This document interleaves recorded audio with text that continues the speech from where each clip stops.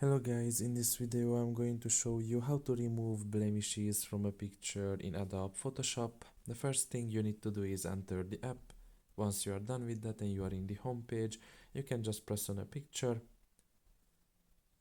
After that, you can just press on heal down below, and now you can just remove blemishes from the picture, if there are any, of course. Um, you can see that right now I can make some changes to this photo, but this photo doesn't have any blemishes, so I'm just making random changes here.